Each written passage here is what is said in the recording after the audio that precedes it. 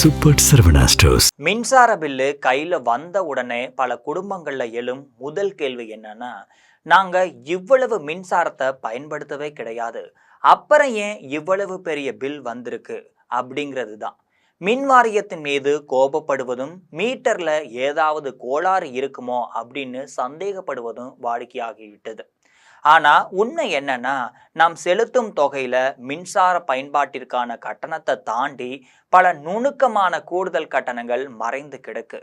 அது என்ன என்பதை பற்றி ஜெம் தொலைக்காட்சி வழங்கும் சிறப்பு செய்தியில விரிவாக பார்க்கலாம்.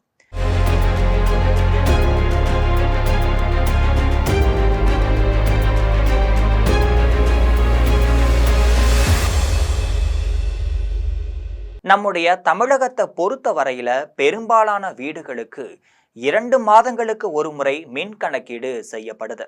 அந்த பில்லுல நாம் பயன்படுத்திய யூனிட்கள் மட்டும் இல்லாம அதற்கான அடிப்படை தொகை முதல் காட்டப்படும். இதை தான் பெரும்பாலான மக்கள் கவனிச்சுட்டு இருப்பாங்க. மின் வரி, சேவை வரி.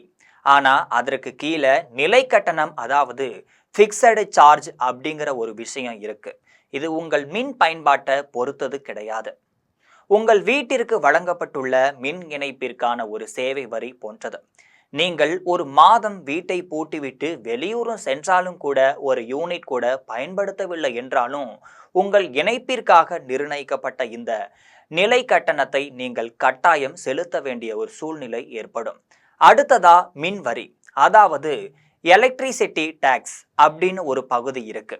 இது மின்சார வாரியத்திற்கு செல்லும் தொகை அல்ல, நேரடியா அரசாங்கத்திற்கு செல்லும் வரியாக இருக்கு.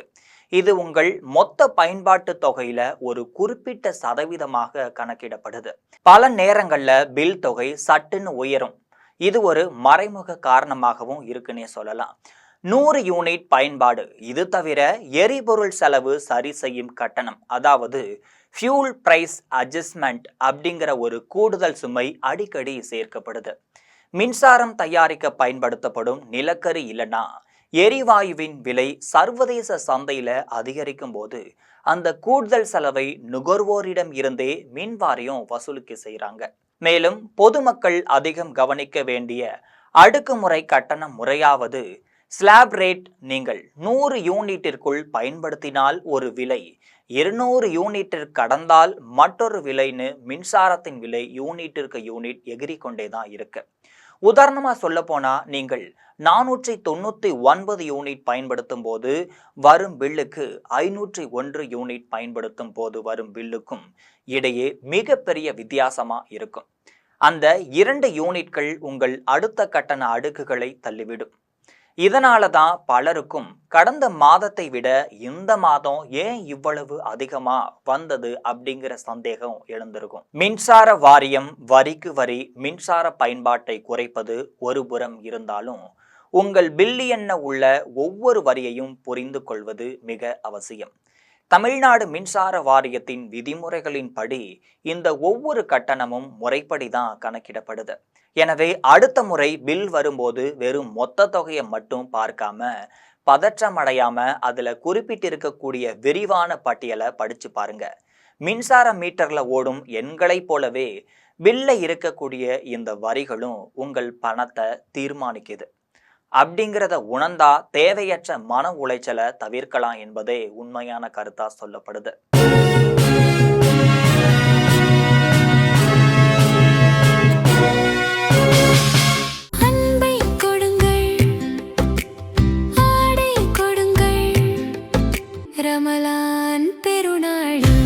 Super Saravana stores.